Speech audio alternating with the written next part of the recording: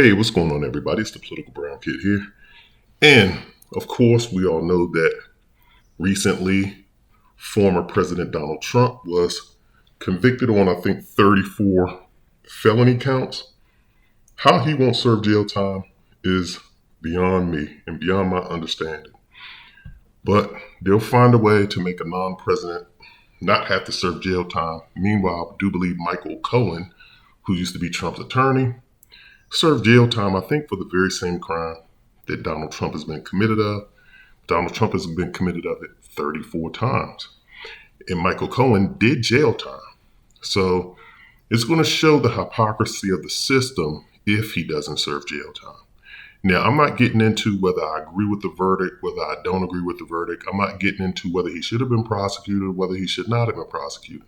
I'm just looking at the fact that the outcome was a guilty verdict on 34 counts. And when you don't do jail time, it goes to show you the preferential treatment you give to the elite class versus everyone else in society who are considered to be nobodies. But my bigger issue is not really the trial. I've been harping all along I've been saying it for years, that you have two old people, geriatric individuals in Donald Trump and Joe Biden seeking the 2024 presidency. And I'm gonna be honest with you all. I think that I'm very disappointed in that. I'm disappointed in the system, period. Now, people have the right to, I guess, run and do whatever it is they're going to do. I guess you can't age discriminate, but at some point in time, you would think that individuals would put aside their personal aspirations, and I'm talking about Joe Biden and Donald Trump, and look towards the good of the country and say maybe it's time for a fresher of thought and or opinion, fresher leadership, younger leadership to bring in new ideas with the new century that we're in. But they don't do that because they're so selfish in obtaining their own agenda that they won't step aside. And I'm pretty sure Joe Biden feels that nobody can beat Donald Trump but him. So he's being vain and he's going to stick around, and he feels as though because he's the incumbent, he's entitled to be the nominee again. And I don't think that that's the case. But when you look at both sides of this thing, and specifically I want to speak to people who vote liberal. When you look at what the liberal party, the Democratic Party, has done for blacks, the liberals have proven to me to be just like Bill Maher, and that is liberal racist. I'm telling you. They cherry pick when they want to give out money. They want to wipe away trillions of dollars in student loan debt. They want to give trillions of dollars to PPP during COVID. During the 2008 housing crisis, they passed trillion-dollar deals or financial deals to bail out various banking institutions, various automotive institutions. They got money to give to, and you think about it, just recently, Joe Biden and them, I do believe, gave $50 million plus to an African nation. And all of this money that they're throwing at these African nations, I want you all to understand is they're throwing this money at these African nations because they understand that China has heavily inserted themselves and aligned themselves with the African continent and the countries within Africa. And we all know that America and China are in a quote unquote, you can call it a Cold War, you can call it a technological war, whatever kind. They're having a subtle war amongst each other that's similar to what the United States had with Russia back in the 80s. And then you also too have Russia aligning themselves with Africa as well, because everyone's seeking resources. So now you have America once again throwing more money at Africa to basically say, don't forget about us, quid pro quo, we just gave you this money, what are you going to do for us? It's kind of a way to control the African governments that are on place on the continent. That being said, if you look at all the examples of all of the money that I've just showed you that the United States can willingly come up with, even though they're, what, 17 trillion, $21 trillion in debt, not one time have they even considered saying, what about the injustice we've done to the Black people in America? When are we ever going to make that right? You issuing official apologies in Congress within the Capitol, that means nothing to me. You pay me for what our services were. These empty, just we're going to go on record. We're not going to give you money, but we'll issue a public apology and we'll go on record. We don't want that. We want the financial benefits so that we can prepare and we can push our families forward. And the best way that you can advance a people is by giving them resources. What better resources than the American dollar? Even though the American dollar isn't what it used to be, it is still the leading currency. So pay us. But they refuse to do that. And the reason why I want to speak to my liberal people is because don't be fooled by, Joe Biden and them and them saying that they're your friends. Look at the actions that they've done.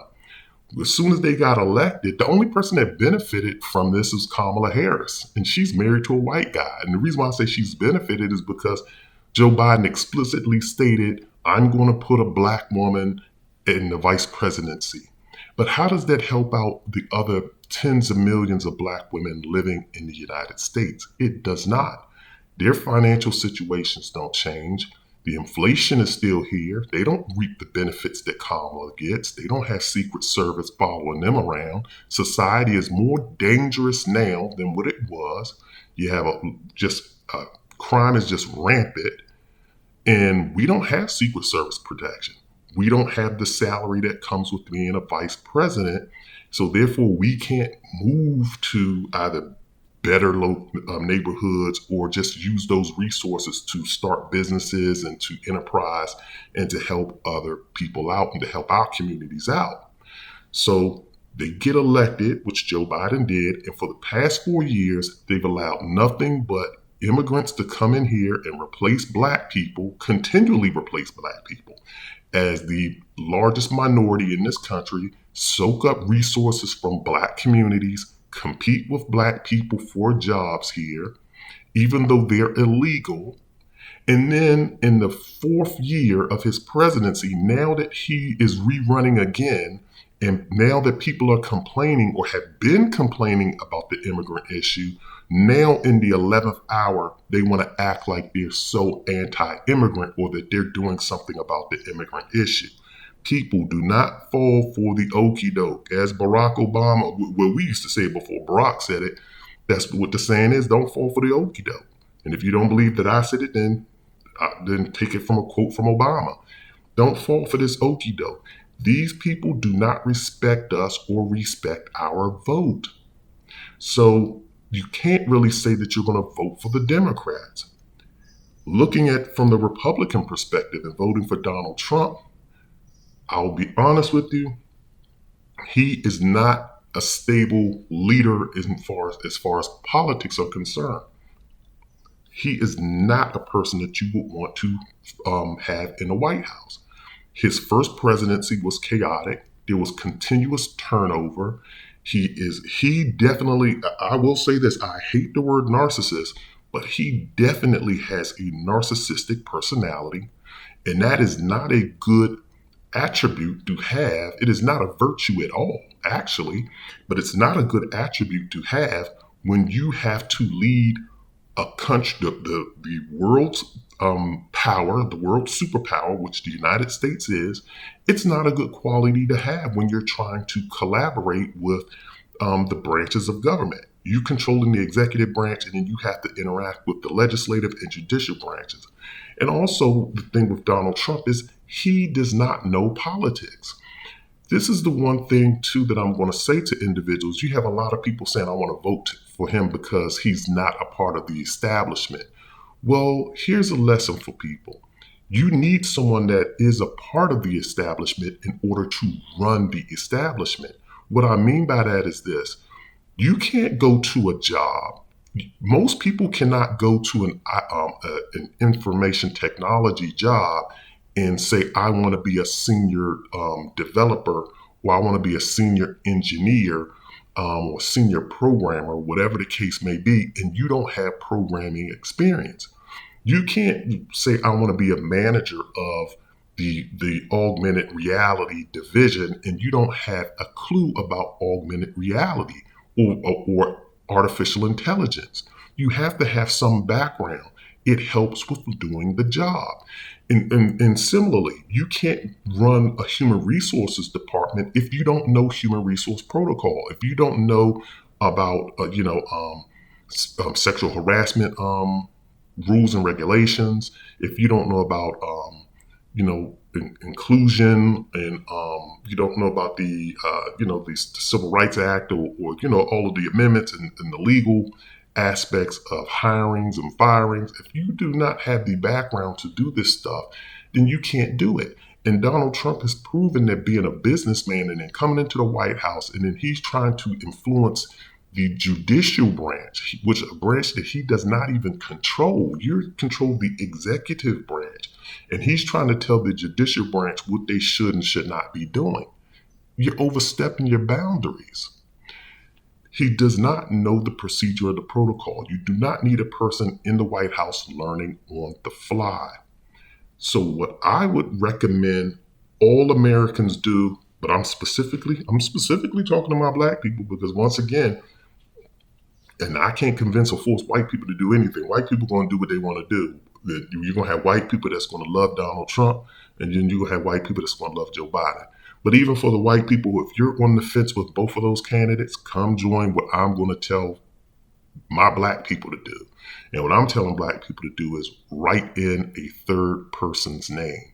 Number one, that goes to show, because contrary to popular belief, not voting is a form of voting. It is. Similar to if you ask a woman out and she doesn't say yes or no. If you ask a woman, hey, can I take you out on a dinner date, or can I get your phone number? If she doesn't respond, that's her way of responding. A non-response is a response. It's basically a no. So if you're not voting, your non-vote basically says, I don't like either candidate enough to vote. You're not going to force me to vote for either one of these candidates. So I'm recommending that people galvanize behind a third candidate, whether it's Nikki Haley, whether it's, I don't know, pick somebody. Pick somebody if you want to say they're from an independent party or they're not affiliated with a party. Pick someone, and people need to get online. Actually use the internet for something constructive. Let's use the internet for something constructive instead of posting, stupid stuff as we normally do. Let's post and interact and say, hey, look, this is the candidate that we're all going to choose, because we have 5 months, right? We have a good 5 months that we can go back and forth on the internet. We can pick a third party candidate that both Republicans and Democrats who are not feeling Joe Biden and Donald Trump can say, okay, this will be our person, and we write that individual's name in. That's the recommendation that I have. So, because I honestly cannot see myself voting in the 2024 election for either one of those candidates. Definitely can't do it. Because I'm going to tell y'all what's going to happen too. Joe Biden gets reelected. He's not going to make it to his 4th term. I'm not trying to say he's going to pass away, but what he's going to do, he's going to pull the same move that he pulled during the presidential cycle for 2020. What he's going to do is, or the nomination cycle is, just like how he came out and declared he's going to hire a Black woman as his vice president, he's going to do the same thing if he gets reelected. Probably in his final year, by 2027 or when 2028 occurs, he's going to just to say or make history, or have Kamala Harris make history. He's going to say, I can no longer perform the duties of my job. So in his final year of his final term, he will basically leave office, and it'll automatically thrust her up to the presidential role. I'm not making this stuff up, because in that way, she becomes president, she becomes the leading nominee. It does two things. If he does this, and I'm predicting that he's going to do it, it's going to serve two purposes. Number one, it's going to ensure that he helped history and helped a black woman become the first president of the United States of America. So he's going to help a black person and a woman to become the first president of the United States of America. And it's going to be Kamala Harris, which she definitely does not deserve that title. She definitely does not. But then it'll also, too, because you have to realize, since she's the vice president, come 2028, she would be, even if he does make it through his 4 terms, she's still going to be the front runner. If she has that desire to run, then she'll be the front runner. But if he absconds and lets her run the office in 2028 during that year, then she just naturally rolls into her campaign cycle. So it's going to serve two purposes, and that's why I think that he's going to do that. And I definitely don't want to see Kamala Harris as president of anything. That's just my personal opinion. I don't think that she's worthy of it. She's not doing a good job right now as vice president. And just with Donald Trump, I've already mentioned he's a train wreck. He doesn't even have the common sense. He doesn't even have the common decency. Let me say that. Number one, you've just been convicted of a felony, 34 of them to be exact. And once again, you can get into the debates of whether, the severity of the crime, whether they should have been brought in the first place. The bottom line is it has happened. He's now a convicted felon. That's number one. Number two, the man has multiple other trials on the horizon, and they could occur before the next presidential election. They may occur afterwards. If it occurs afterwards and he's elected, then his problems may go away temporarily. But what I'm saying with Donald Trump too is he doesn't even have the decency to say, okay, I'm a risk to my own party. Let me back out now so they can get someone in, maybe Nikki Haley, who was the second best candidate, so that she can build up some momentum and galvanize the party, and she can pick her running mate. He doesn't even have the common sense to do that. That's number one. Number two, he doesn't even have the common sense, if he's going to stay in the election, to say, I'm going to pick Nikki Haley. Because she's the next, because Nikki Haley, she already has a following behind her that says if she doesn't get the nomination, we're not voting for Trump. So she's already taken half the votes with her. The best thing he would be able to do is say, let me pick Nikki Haley, let her run with me, and we work out if there were any differences there, we work them out, and she can run, and then that way, she's a calm, stable, rational person that knows politics. She is a perennial politician, and she can help him out in that regard. With her status, with her knowledge, skills, she can help him out. But he's too prideful, and I'll be honest with you, I think too dumb to even realize that that's the best play that he would have. And that is unfortunate. And that's just a person that would let their ego and their pride and their vanity get in the way of picking, because he knows that Nikki Haley would outshine him, and he doesn't want that. But the thing is, a great leader surrounds themselves with great people, and he's not a great leader, so he won't do that.